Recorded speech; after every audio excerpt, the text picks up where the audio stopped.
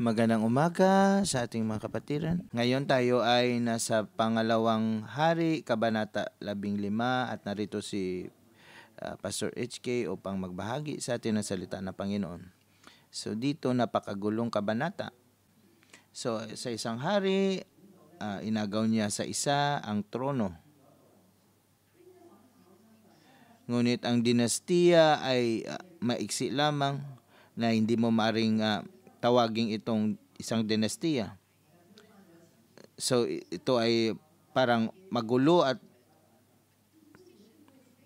nag-aagawan ng trono, ngunit ang paghahari ay hindi pa rin naitatag at maraming mga tao na nag-conspire laban sa isa't isa. So tingnan natin ang mga pangyayari sa kabanatang ito. So nagtataka ako sa pagkakasulat ng manunulat sa kasaysayang ito. Napakagulong panahon at paano niya nagawa na maging sensible at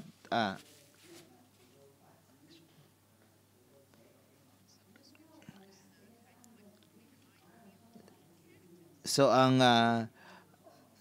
scripture ay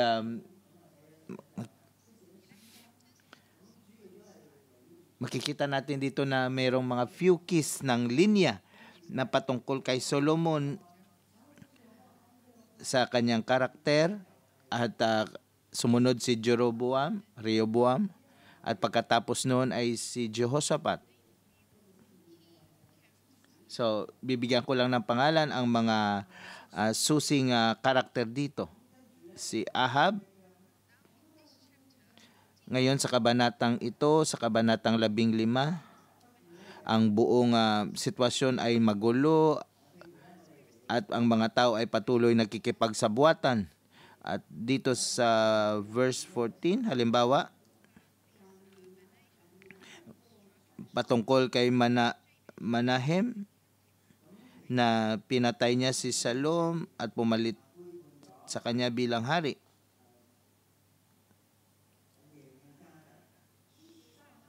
So si Salom ay naging traidor din siya sa sambahayan ni Jeho.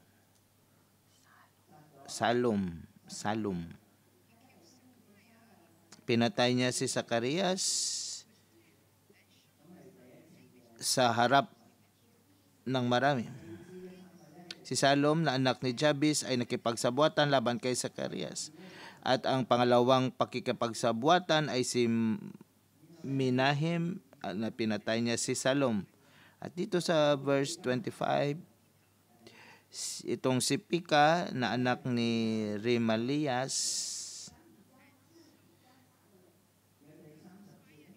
nakipagsabuatan siya kay at dito sa verse 30 si Ela naman ay nakipagsabuatan laban kay Peka. So itong mga pangyayari ay nangyari noong si Uzzias ay ang hari sa kabilang kaharian. So gaano katagal naging hari si Haring Azarias? Naghari siya ng 52 taon. Ngunit nung si Azaria, nung si Azaria ay hari, ang sa kaharian sa Ilaga ay babagsak.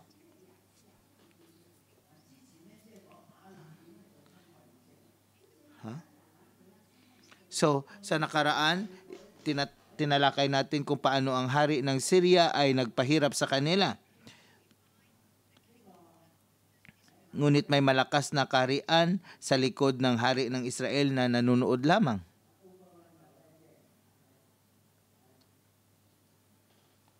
Bakit Uzi? Sabi niya sa Reyes.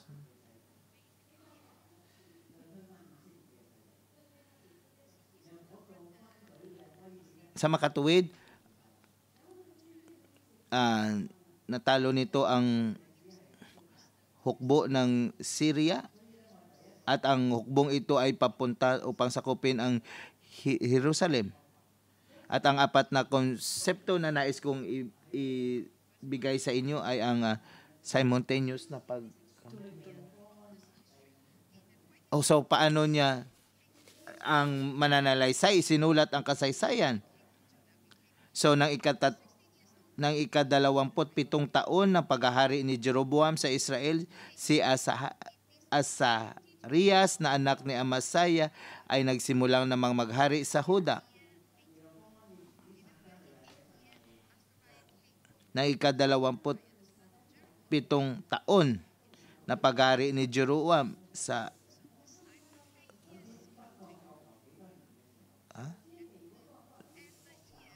dito 8. So sa simultaneous na taon na naghahari ang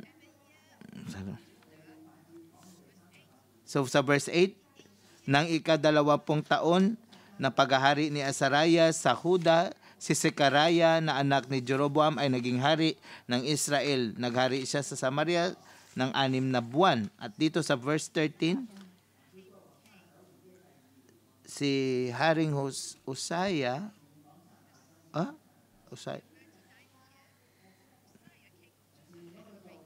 So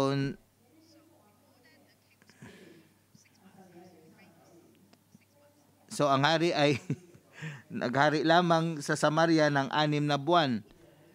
At si Salom ay naghari ng 1 buwan sa Samaria. At dito sa verse 17, ng ika-39 na taon ng paghahari ni Asarias sa Huda, ng ika-39 na taon na paghahari ni Asarias sa Huda, si Manahem na anak ni Gaday ay naging hari. Siya ay naghari sa Samaria ng 10 taon. Verse 23.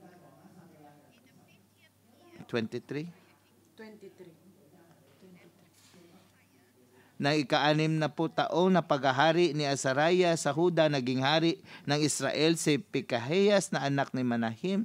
Naghari siya sa Samaria ng 2 taon. 27. Nang ika-50 taon na paghahari ni Asarias sa Huda, naging hari ng Israel si Peka na anak ni Remalias. Siya ay naghari sa Samaria ng 20 taon. So ito ay kung paano inilata ng mananalaysay ang kasaysayan.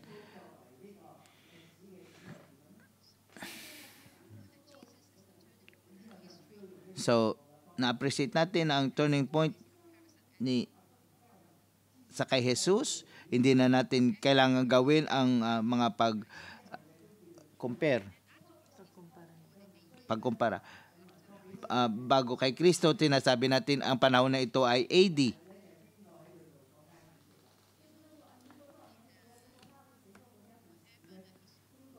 So, hindi na natin bibigyan anumang mga so ang mga kung sino man ang naging pangulo, kung sino man ang naging leader ng mga Chino. So hindi na natin kailangang ikumpara kung sino ang naging presidente ng mga Chino at ng Taiwan. So ganito ang ginagawa nila, ang pagkakasulat dito sa aklat ng Pangalawang Hari. So nakakalito. So, kung sino man ang gobernador sa Guangdong probinsya at kung sino ang chief executive ng Hong Kong, maring si ganito ay siya ay naging presidente ng Hong Kong. So, hindi na natin ikukumpara kung sino. Kung wala tayo nito, yung standardized na mga kalkulasyon, ginagamit natin ang pagkukumpara para maipakita ang kasaysayan. Ganito ay kung paano naisulat ang Pangalawang Hari. Ngayon ay maipapakita ako sa inyo na graph. Tingnan nyo na lang sa YouTube, nandun. Ay, Chinese din naman. So, ito ay patungkol sa isang kaharian sa kay David at kay Solomon, at nahati ito sa dalawa sa Hilaga at Timog. Sa ilalim ni David, sa dinastiya ni David, nandun si Jeroboam at nandun si Jehoshaphat. At sa Hilaga naman, nandun si Jeroboam na naging hari. Nung si Rehoboam ay naging hari, ito ay kung paano natin bilang. So nakasulat ito sa Chinese, mga Pilipino hindi natin mababasa. So sa ika-18 taon, nandun si Abaya. Sa ika-20 taon ni Rehoboam, si Asa ay naging hari ng 41 taon. So dahil siya matagal ang kanyang paghahari, sa pangalawang pagkakataon, sa 2 taon ng paghahari ni Asa, Sinidab. So nandun si Basya. So sa pakatlong henerasyon, so sa 28th year ni Asa, ang kanyang anak ay pinatay ni Omri. Sa ika-27 taon ni Asa, nandun siya. So ito ay compilation lamang ng nabasa natin sa pangalawang hari. So nahirapan tayo, napakaraming detalye at maring malilito tayo.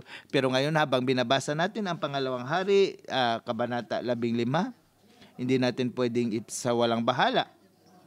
So dahil sa noong ang Karian sa Hilaga ay nagkakagulo, meron lamang isang hari doon sa Karian sa Timog, ito ay si Azarias. At sa nakaraan nandun pagkatapos ni Omri, sumunod si Basa at sumunod si Ahab. Nung si Ahab naman ay namumuno, sa kabilang karian naman si Josaphat ay naging hari. So si Josaphat at si Ahab ay in-laws. Sila ay konektado sa pagpapakasal. So ang Hilaga at ang Timog ay nagkakaroon ng maraming mga konflikto sa kanilang mga border. Ngunit nung kapag sanib ang dalawang pamilya sa pamamagitan ng pagpapakasal, ang karian sa Hilaga ay nagkaroon ngayon ng sabwatan sa karian ang Timog at Hilaga ay nag-isa sa pakikipaglaban sa mga karian sa labas. At doon sa paghari ni Josaphat, sa ika-7 taon, si Amasaya, ang anak ni Ahab, ay pumalit sa kanya bilang hari. At sumunod si Jehoram ng 20 taon.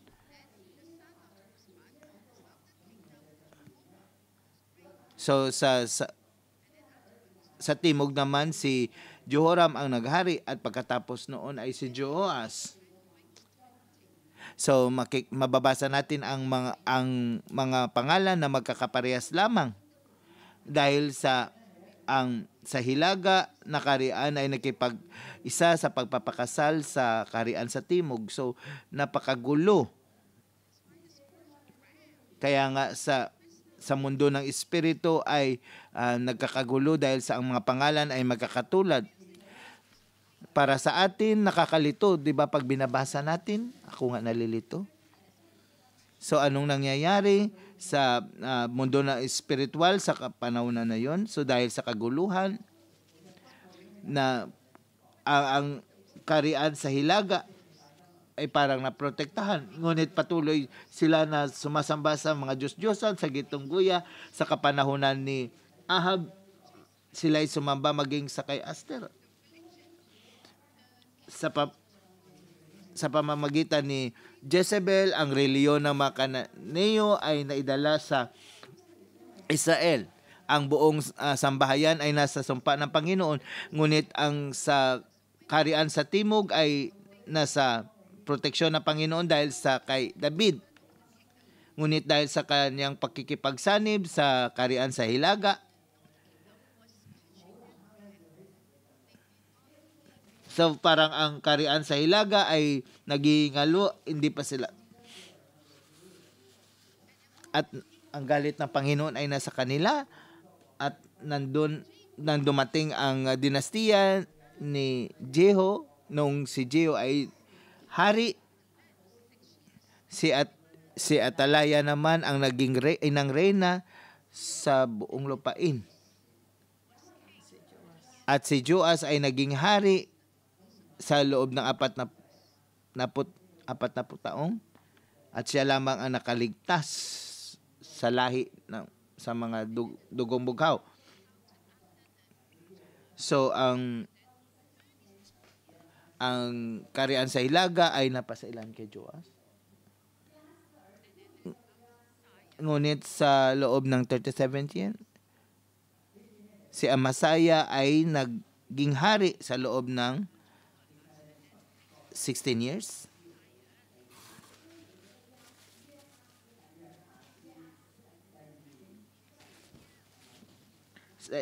Sa pangalawang taon ni Joas, si Amasaya ay naging hari. Ngayon tayo ay dumating na sa kabanatang ito.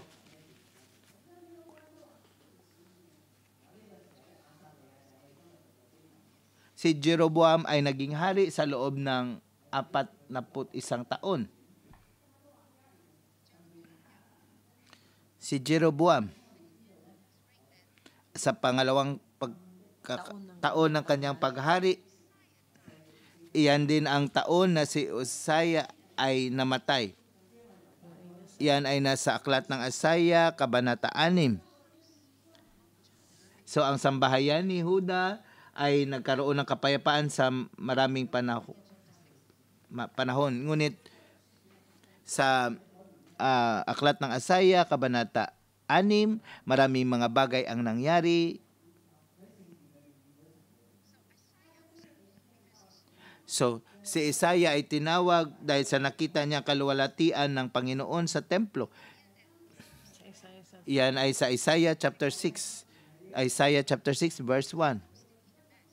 So, ang kaharian sa Hilaga ay nasa kaguluhan, ngunit ang Panginoon ay nagahari pa rin. So, ipinadala ng Panginoon si Propetang Isaiah.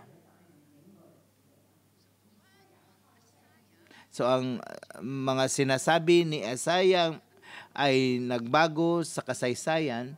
So, ang pagbabago ng kasaysayan sa kapanahunan ni Sakaraya, sa ika-38 year,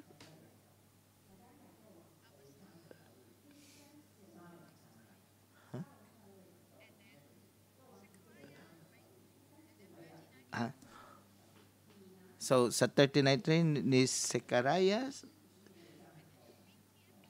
si Maneam ay pumalit, at noong 50th year, si Peka ay naging hari. So, hindi natin pwedeng tawagin itong dinastiya dahil sa ang kanilang paghahari ay napakaiksi lamang. So, kung wala ang pagpapala ng Panginoon, kagaya ng sambahayan ni David, sa ilalim ng pangako ng Panginoon kay David, na ang kanyang sambahayan, ang sambahayan ni Huda, isang hari lamang. Ngunit ang kaharian sa Hilaga ay hindi na sa ilalim ng pangakong iyon. Kaya nga ang isang hari pagkatapos ng isa ay nagbagsak at hindi nila maitatag ang kanilang kaharian. Isa lamang sundalo ng warlord na nais maupo sa trono. So ito ay ng kapanahunan na si Isaiah ay naging propeta. Si Isaiah. So nung ika-20 taon ng paghahari,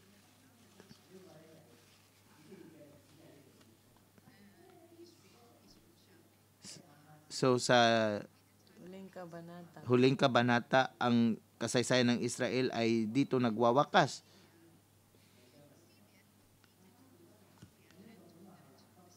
At ang Assyria ay natalo niya ang Samaria at binabihag.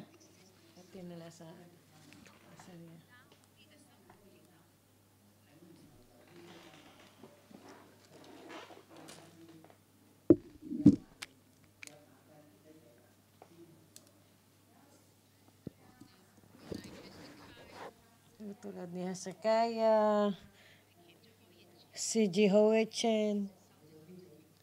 Lahat na ito ay sa mga timog na kaharian. Si Zedekiah ang huling hari sa timog na kaharian. Dahil sa pananakop ng mga taga-Syria at ang imperyo ng Babylonia ay umangat, ang mga Assyria natalo nila ang kaharian ng timog. Ang Syria tinalo at sinira nila ang hilagang kaharian at ang Babylonia ay sinira ang timog na kaharian. Ang kasaysayan ay patuloy at nagbibilang pa. Alam natin na ang mga pagsulat ng kasaysayan, hindi nila hinayaan hindi maisulat ang mga kasaysayan na ito. Ang lahat ng pangyayaring ito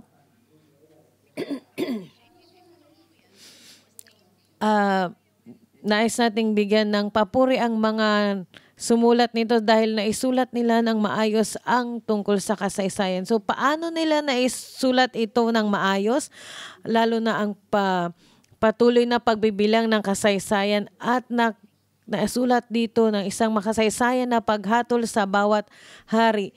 Ang mga hari na gumawa ng mabuti sa harapan ng Diyos o ang hari na ito ay gumawa ng masama sa paningin ng Diyos. Ito ay sukatan, ito ay pamantayan, sinukat ang bawat hari. Paano naman ang politika, ang ekonomiya, ang pamumuhay ng mga tao? Meron bang mga infrastruktura na naisulat ng mga nagsusulat ng kasaysayan? Ang mga sumusulat ng kasaysayan, hindi sila wala silang pakialam sa nagawa ng hari, kundi gusto nilang makita kung ano ba ang sitwasyon ng hari. Naging mabuti ba o masama sa paningin ng Diyos? O humiwalay ba sila sa pagkakasala ni Jeroboam? O gumawa ba sila ng tama sa paningin ng Diyos dahil natuto sila mula kay David? At dahil siya ay naglingkod sa Diyos ng buong puso. Sa mga taong gumawa ng mabuti sa paningin ng Diyos, magdadagdag sila. Ngunit ang mga mataas na posisyon ay hindi nawawala. Ang hari na ito ay halos nakakuha ng isang magandang marka, ngunit wala siyang tapang, wala siyang abilidad, ngunit wala silang kakayanan na linisin ang mga sa mga tao at ang mga matataas na lugar na exposition na ito.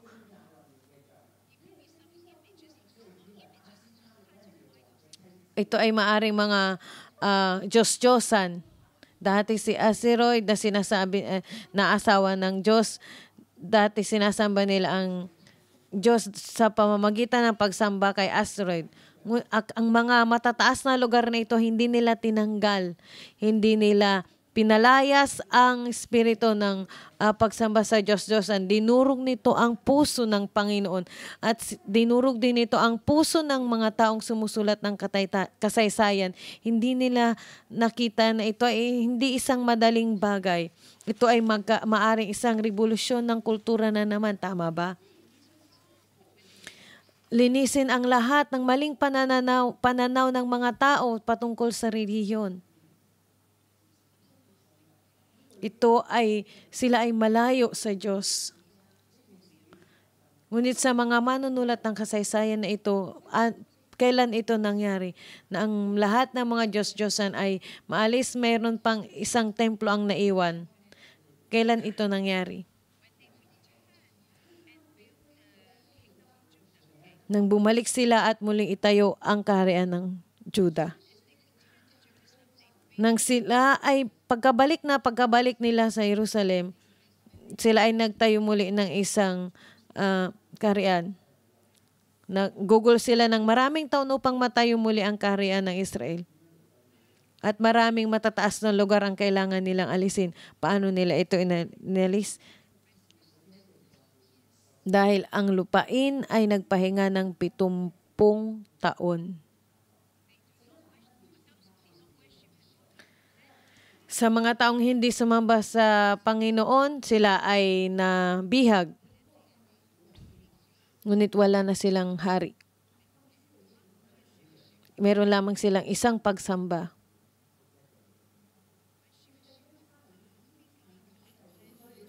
Sambahin mo ang tunay na Diyos, ang nag-iisang Diyos sa lupain ng Jerusalem. Ang pangalawang pamamaraan ng pagsulat ng kasaysayan ng mga manunulat ng kasaysayan ay kinuha nila ito. Sinukat niya ang bawat hari sa pamamagitan ng kanyang pamantayan.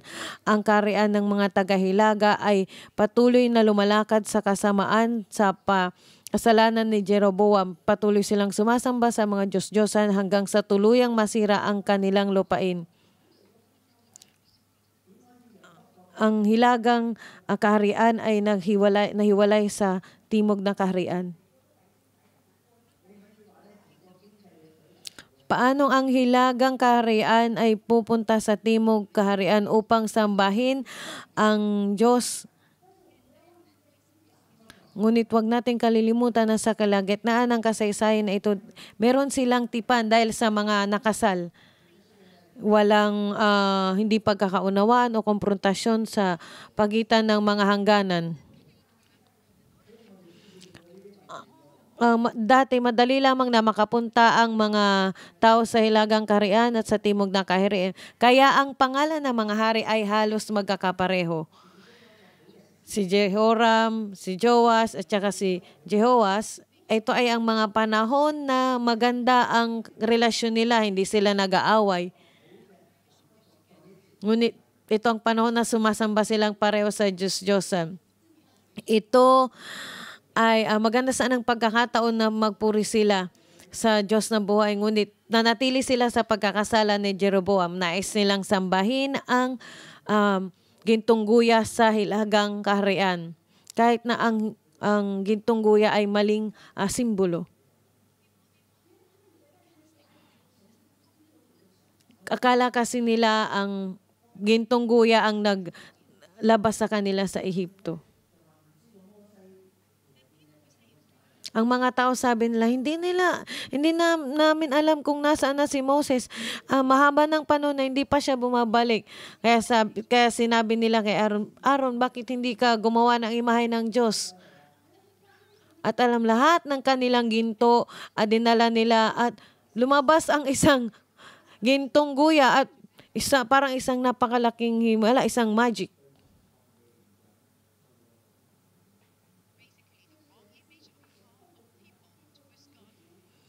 Ang maling imahe ng Diyos ay makikita sa pamamagitan ng pinatabang guya. Sinasamba nila ang pera. Sinasamba nila ang ginawa ng tao na mga imahe, ngunit tinatawag nila itong Diyos.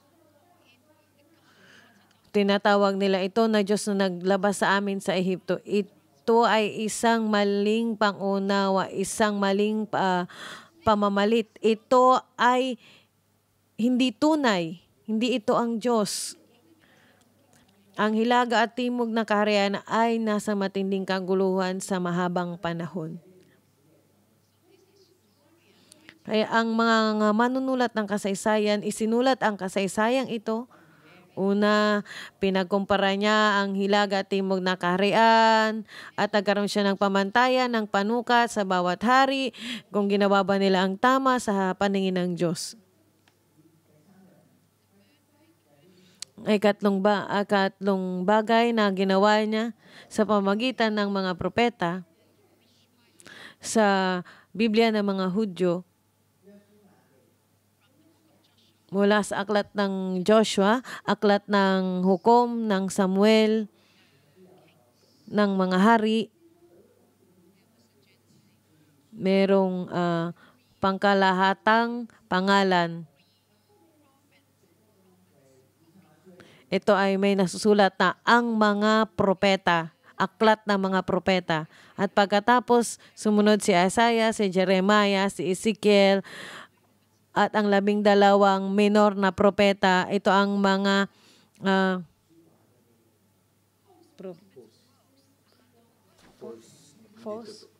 hindi totoong propeta. ang mga ito ay kasaysayan ng naitala ng mga propeta. Ang mga propeta ay gumawa sa iba't ibang panahon at idineklara nila ang salita ng Diyos. Ang salita ng Diyos ay gumabay sa mga kasaysayan. At ngayon binabasa natin ang ikalawang hari, kabanata 15 sa salata 12.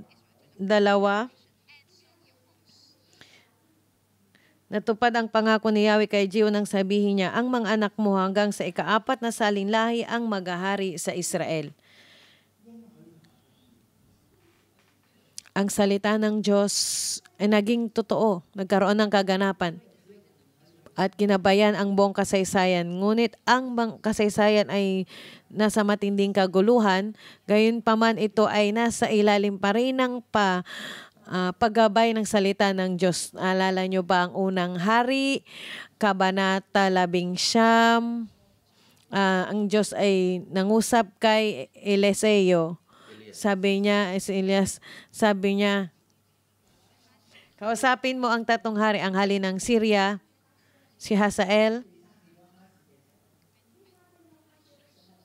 Si Elisha ay nakita niya si Hazael.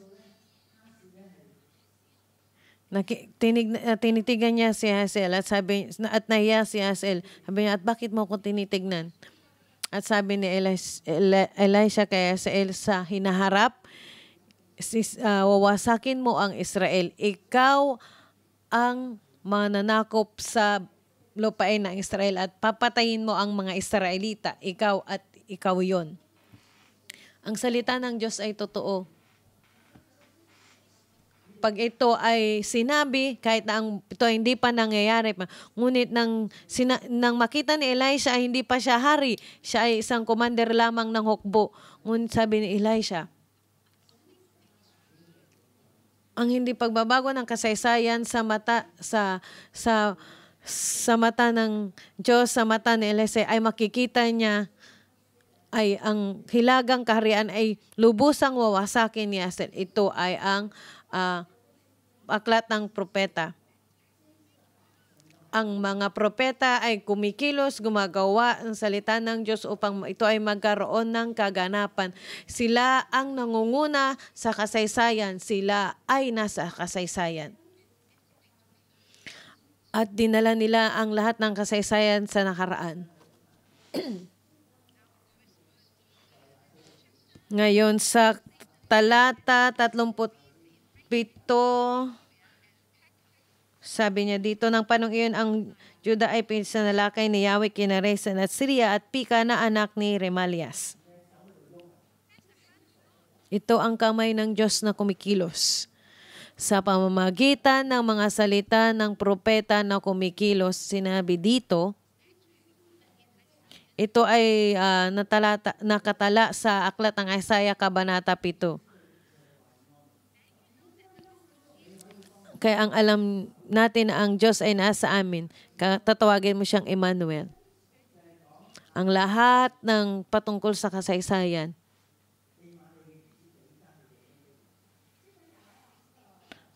ay ito ay patungkol kay Rezin ng Syria at Pika na anak ni Remalias. Kaya si Ahasias sa Isaiah chapter 7.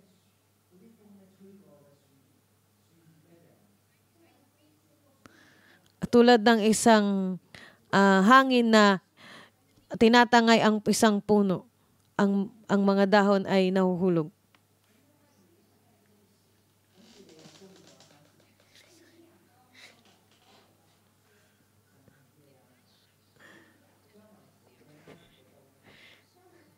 Si Elisha ay binasbasan niya si Hazael.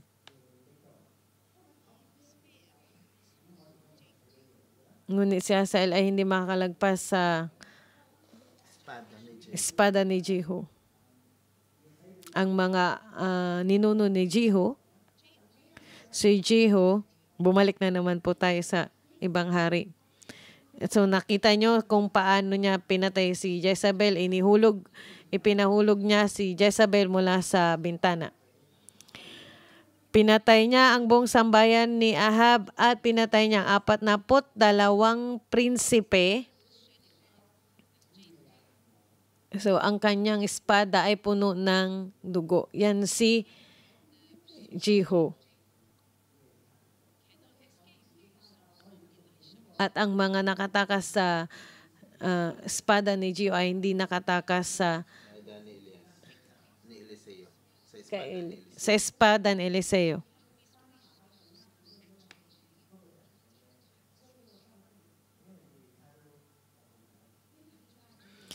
Si Eliseo ay namatay, kaya nandito tayo sa kabanatang.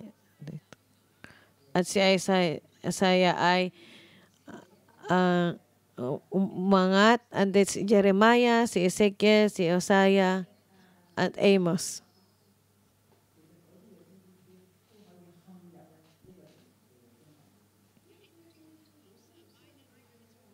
Na ilagay nila ang mga minor na mga propeta sa panahon ng mga hari.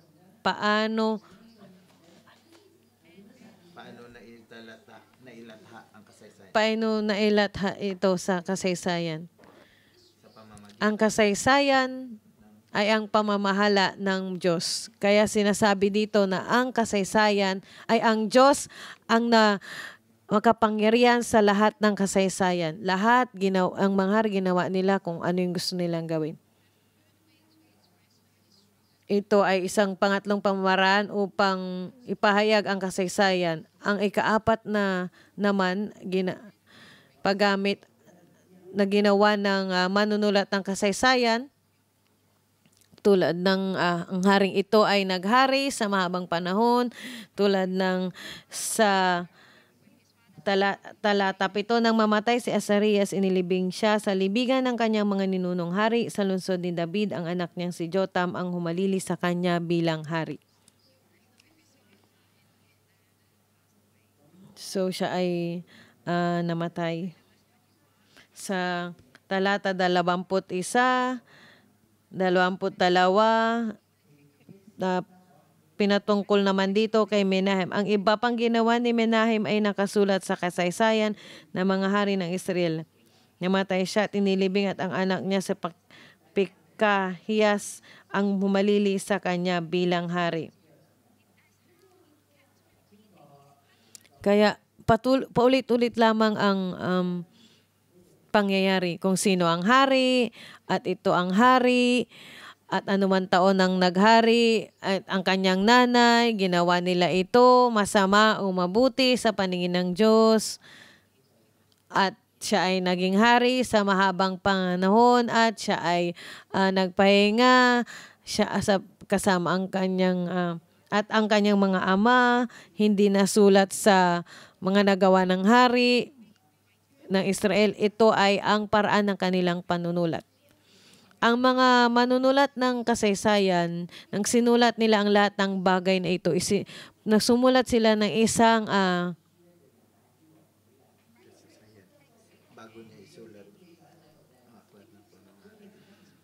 ito ang mga nagawa ng mga hari ng Israel. So ang mga iba hindi nila isinulat. Maraming bagay tungkol sa mga hari na ito, patungkol sa financial, sa ekonomiya, sa pagtatayo ng infrastruktura, sa militar, lahat nasulat sa nagawa ng mga hari ng mga Israel.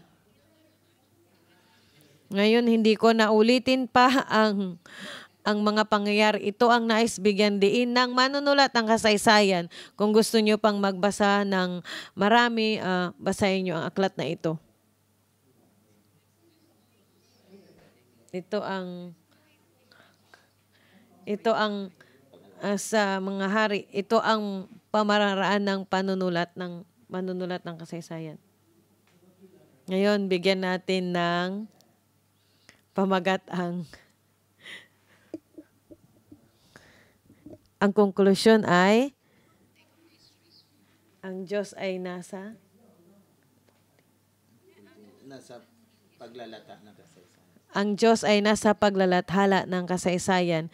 Isang bagay na hindi mo alam, hindi mo nalaman, maaaring ito ay nangyari sa anumang sitwasyon ng kasaysayan. Ngunit sa totoo, ang lahat ay nasa ilalim ng kapangyarihan ng ating Diyos. Ano ang ibig sabihin nito sa iyo at sa akin?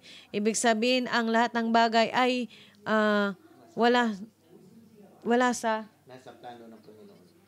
ay nasa plano ng Panginoon.